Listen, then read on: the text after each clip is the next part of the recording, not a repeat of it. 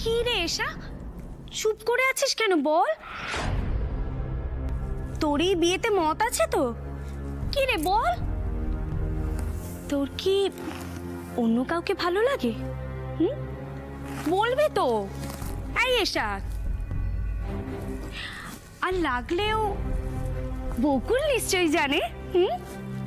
কি রে রোশনিদি, এটা তো আমার থেকে ভালো তোমার জানা উচিত, তাই না? কারণ তুমি এশাকে বেশি দিন চেনো। আর এখনো এশা ছেলেটার কোনো ছবিই দেখেনি, তো এটা বলবে কি করে যে ওর বিয়েতে মত আছে কি নেই? এইটার জন্য এতক্ষণ অপেক্ষা করছিলাম। কি রোশনি, তোমার যোগ্য উত্তর পেয়ে গেছো তো? আর একটু হলেই এসা সবটা বলতে বাধ্য হতো, আর বকুল ঠিক ঘুরিয়ে দিল কথাটা। তবে আমাদেরও এশার মতামতটা জানা উচিত, কারণ সময় বদলেছে, সময়ের সঙ্গে সঙ্গে চলাটা খুব জরুরি, তাই না? কি রে এসা বল, তো জেঠুমনিকে তুই বলতেই পারিস এই বিয়েতে তোর আপত্তি নেই তো? জেঠুমনি, আমি জানি দাদা এশা কি চায়। আমি জানি এশার মনে কি আছে। বাবা, তুমি সত্যি জানো বাবা আমি কি চাই? হ্যাঁ রে মা, হ্যাঁ। বাবা হয়ে আমি তোর মনের কথা জানবো না? তাহলে কে জানবে?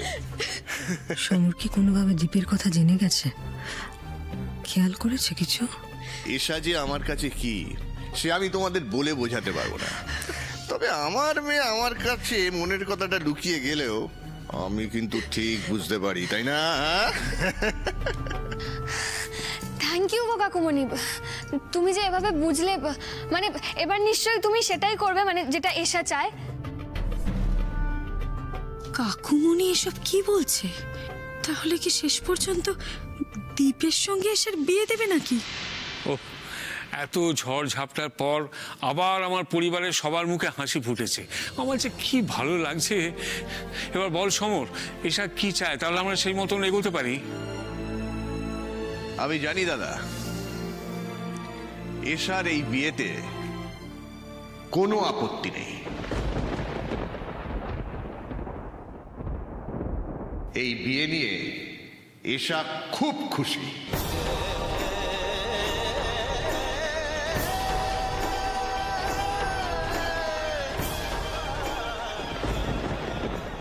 আজ যে কি হবে কে জানে, টেনশনে আমার হাত পা ঠান্ডা হয়ে আসছে।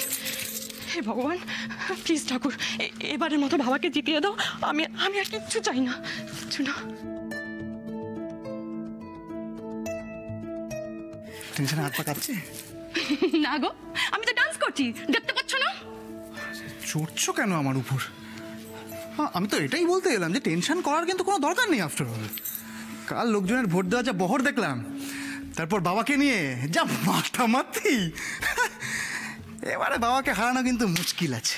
এই যেটা বোঝো না সেটা নিয়ে একেবারে কথা বলবেন, বুঝেছো তুমি? আরে বাবা, এটা ভোটের রেজাল্ট, কখন কি হয় কিচ্ছু বলা যায় না। আচ্ছা বাবা, ভোটের রেজাল্ট বলা যায় না? হ্যাঁ, ছোট্টবেলাতে দেখছি লোকজন ভোট দিচ্ছে। তারা কাজ করো না, বলছি একটু অপোজিশন পার্টির কি অবস্থা একটু দেখো না। কি কি? হ্যাঁ না কি, আমি বলতে চাইছি যে মানে তোমার তো ওদের সাথে কথাবার্তা হয়, তা একটু দেখো না কি অবস্থা। তোমাকে আমি আগেও বলেছি এই ধরনের ইয়ার্কি তুমি আমার সঙ্গে করবে না। আর তাছাড়া বাবার অপোজিশন পার্টির সঙ্গে আমার কোনো রকম যোগাযোগ নেই, সেটা তোমরা বিশ্বাস করলেও সত্যি, না করলেও সত্যি। আর যদি সত্যি আমার তাদের সঙ্গে কোনো রকম যোগাযোগ থাকতো তাহলে আজ আমার এইরকম অবস্থা হতো। দেখুন ঠিক বলেছে, এরকম অবস্থা হতো না। তবে এখন কি বলতো, লোকে বিশ্বাস করুক আর না করুক, এখন কিন্তু সিচুয়েশন তার উপর আর ডিপেন্ড করছে না। তোমাকে আমি এইভাবে তাকাবে না, আঙুল তুলবে না, আমি বলেছি না বুকের মাঝখানে কেমন একটা হয়। জানো শোনো না, বলছি তোমার এখন বর্তমান আর ভবিষ্যৎ নির্ভর করছে কিন্তু ভোটের ফলাফলের উপর, যেটা কিছুক্ষণ পরেই বেরোবে। বাবা জিতে গেলে তো তুমি আবার বাবার টিমে, ভালোই হবে। যদি হেরে যায়, হ্যাঁ আমি বলতে চাইলাম ধরো যে হেরে গেল। না না, এশাকে আমি প্রিন্সেস বলে ডাকতাম, শুধু ডাকিনি, রাজকন্যার মতন করে আমি আমার মেয়েকে মানুষও করেছি।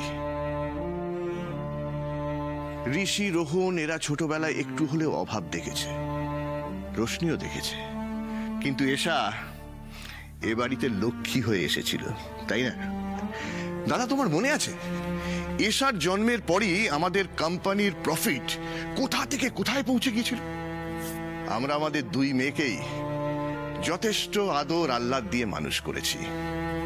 তাই আজ যখন আমরা বড়রা এশার ব্যাপারে এত বড় একটা গুরুত্বপূর্ণ সিদ্ধান্ত নিতে চলেছি, আমি জানি তাতে এশার কোনো আপত্তি থাকবে না দাদা, কারণ ও আমার মেয়ে।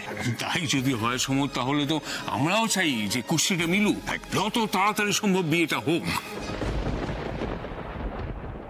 কিন্তু বাবা, এশা তোমাকে কিছু একটা বলতে যাচ্ছিল না? কাকুমণি, তুমি তো ওকে কিছু বলতেই দিলে না। আরে, আমার মেয়ে তো আমার কথাই বলবে। হ্যাঁ, তুমি খুব শিওর হয়ে বলছো ঠিকই, কিন্তু আমার মনে হচ্ছে এশার এই বিয়েতে মত নেই। ওর অন্য কাউকে ভালো লাগে। হতেই পারে না। সেরকম যদি কিছু হতো রোশনি, তাহলে এশা ওর মাকে না হোক ওর বাবাকে সব কথা বলতো, কারণ আমি সব সময় আমার মেয়ের সঙ্গে বন্ধুর মতন করে মিশে এসেছি। এত বড় একটা কথাও কোনোদিন আমাকে লুকোতো না, তাই না? তুমি সবাইকে নিজের মতো ভাবো কেন বলো তো? শোন রোশনি,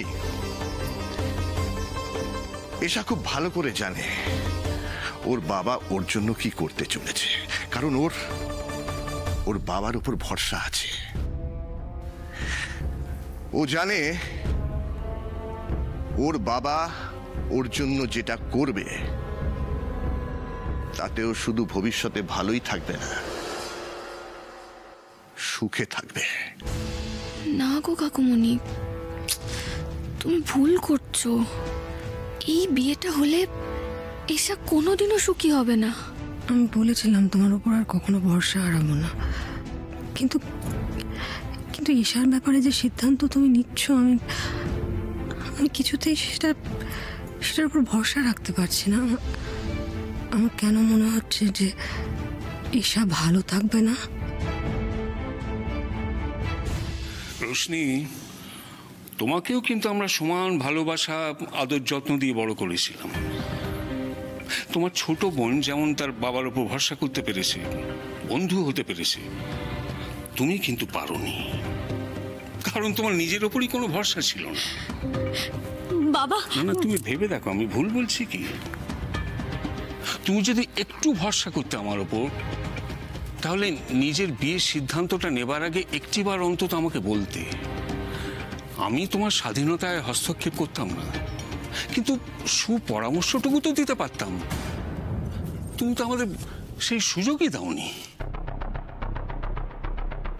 বলো বলো, এখন যা ইচ্ছা তাই বলো আমাকে।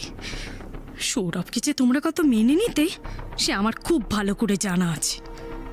আর যাই হোক, বাবার সঙ্গে বন্ধুত্ব করতে গিয়ে এরকম ফাঁপড়ে তো পড়তে হয়নি আমাকে। কাকুমণি, আমি বলছিলাম কি, ওই তো গুরুদেব এসে গেছেন। আসুন আসুন গুরুদেব, আসুন গুরুদেব, আসুন।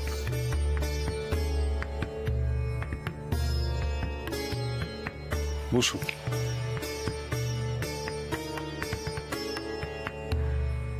কল্যাণ হোক।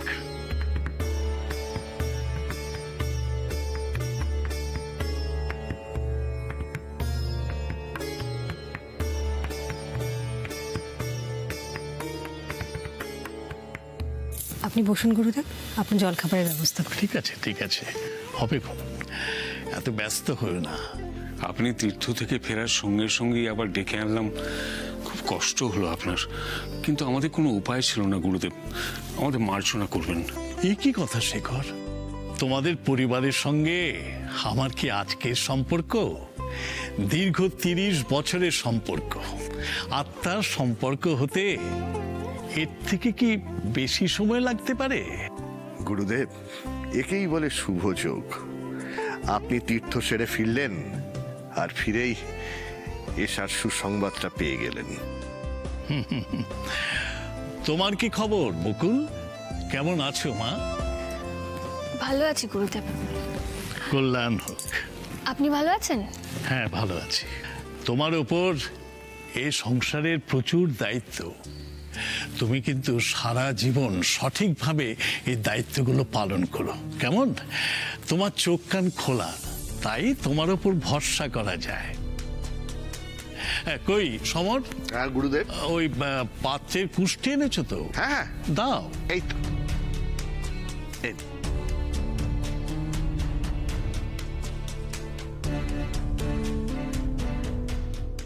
আমাদের এশা মায়ের মঙ্গল কিন্তু ভারী, তাই যেখানেই বিয়ে দাও না কেন একটু দেখে শুনে নিও। দেখে শুনেই তো দিচ্ছি, একেবারে নিজের হাতে এশার ভবিষ্যৎ গড়ছি। এমন কুষ্টি মিলিয়েছি, আপনিও পারবেন না খুঁত ধরতে গুরুদেব। ওই জন্যই তো আপনাকে ডেকে পাঠালাম গুরুদেব। এই কুষ্টি থেকে আপনি বলে দিন যে এই সম্বন্ধটা নিয়ে আমরা আর এগোবো কিনা। আপনার সম্মতি ছাড়া তো এই বাড়িতে কোনোদিন কারো বিয়ে হয়নি। হে ভগবান, ঈশার সঙ্গে যেন রজতাভ রক্ষিতের ছেলের কুষ্টিটা না মেলে।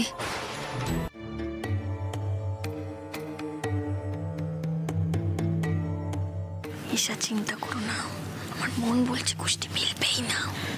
যদি মিলে যায়?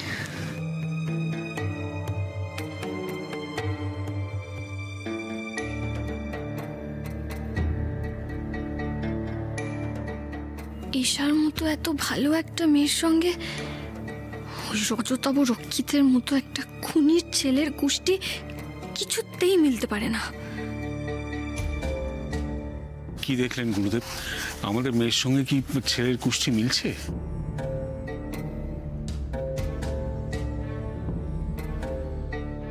গুরুদেব এইভাবে কেন তাকাচ্ছেন? তাহলে আমি কাজটা যাকে দিয়ে করিয়েছি সে কি ঠিকঠাক ভাবে কাজটা করতে পারিনি? এ তো একেবারে রাজ্যটক।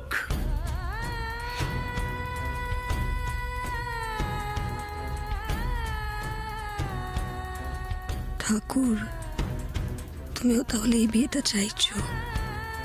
এই বিয়ে হতে কোনো বাধা নেই। কুষ্টি যা বলছে তাতে এশা মা এই বিয়েতে খুব সুখী হবে।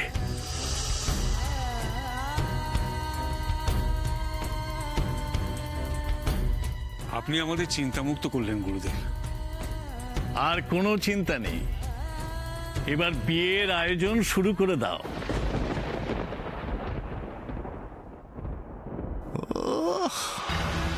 কাজটা একদম মাখনের মতন হয়েছে। এইবার এই বিয়ে আটকানোর সাধ্য আর কারোর নেই বকুল, এমনকি তোমারও নেই।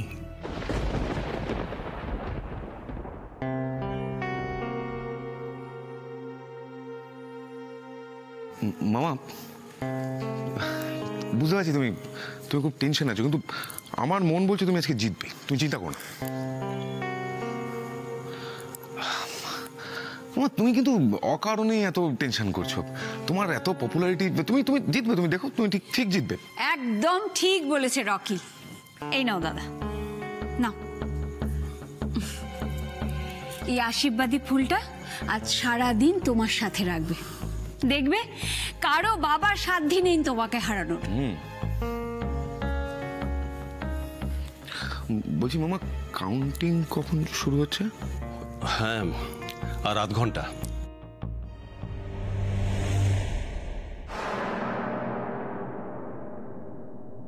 বাবা, আজ তো একটা শুভ দিন, তাই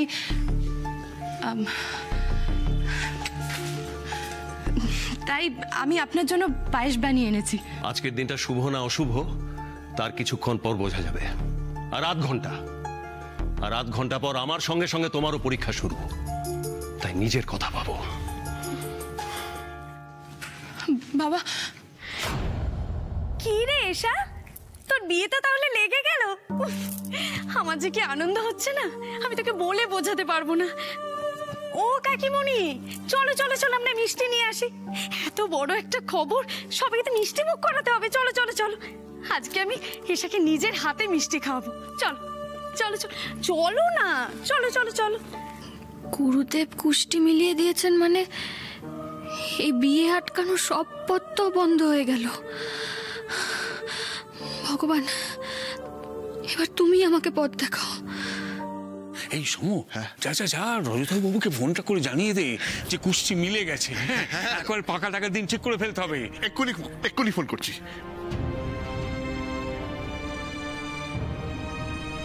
রজতবাবু বাবু। হ্যাঁ সমর, সুখবরটা দিয়ে দাও। সেই জন্যই তো ফোনটা করলাম। এশার সঙ্গে আপনার ছেলের কুষ্টি একেবারে মিলে গেছে। গুরুদেব বলেছেন রাজ্যটক। আরে পুরো ক্রেডিটটা তো তোমার সমর। সবাই গুরুদেবকে নিয়ে নাচানাচি করছে, কিন্তু তারা জানেও না তুমি কি গুরুদেব লোক। হ্যাঁ, আচ্ছা, এবার পাকা দেখার দিনটা কিন্তু ঠিক করে ফেলতে হবে রজতবাবু বাবু। হ্যাঁ শিওর শিওর, 2-1 দিনের মধ্যে এই ডেটটা ফাইনাল করছি। ওকে, বাই।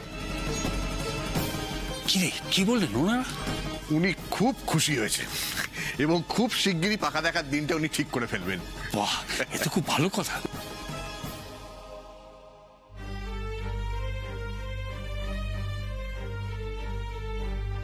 কি রে এসা, এবার একটু খুশি হ, হাঁ কর। খাবো না বললে তো চলবে না, তোকে সবার আগে মিষ্টি মুখ করতে হবে। হাঁ কর না, খা বলছি। এই তো বকুল, হাঁ করো দেখি। এই তো, তোমার বেস্ট ফ্রেন্ডের বিয়ে পাকা হয়ে গেছে, তুমি তো সব থেকে বেশি খুশি, তাই না?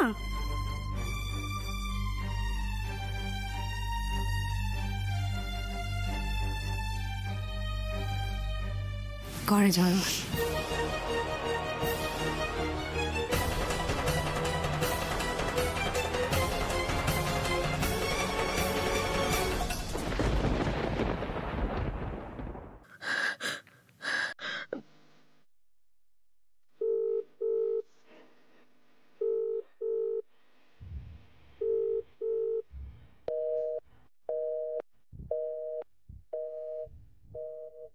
প্লিজ ফোনটা ধরো দীপ, প্লিজ ফোনটা ধরো।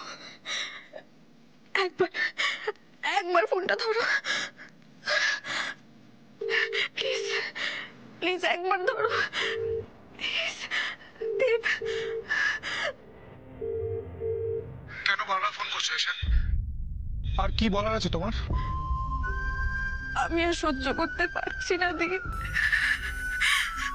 আমার বাড়ির লোক আমার পাকা দেখা ঠিক করেছে, আর 2-1 দিনের মধ্যে আমার পাকা দেখা। বাহ, খুব ভালো খবর তো। এবার আমি বুঝতে পারলাম তোমার ফোন করার পারপাসটা। তোমার পাকা দেখার দিন নিশ্চয়ই আমাকেও ইনভাইট করা হবে। বিশেষ করে তোমার দি ভাই তো ইনভাইট করবেই। তোমার খুশি নিজের চোখেই দেখে নেব। তুমি আমার সাথে এভাবে কথা বললে? তুমি আমাকে এটা বলতে পারলে দীপ? আমি খুশি, তুমি এটা বিশ্বাস করছো? দীপ, প্লিজ দীপ, আজকে আমার সাথে একবার দেখা করো। একবার দেখা করো দীপ, প্লিজ। সরি এশা, এটা আর সম্ভব না। প্লিজ দীপ, একবার দেখা করো দীপ, প্লিজ। না এশা, আমাকে তুমি এইভাবে রিকোয়েস্ট করো না। আমি তোমার সাথে কোনো যোগাযোগ রাখতে পারবো না।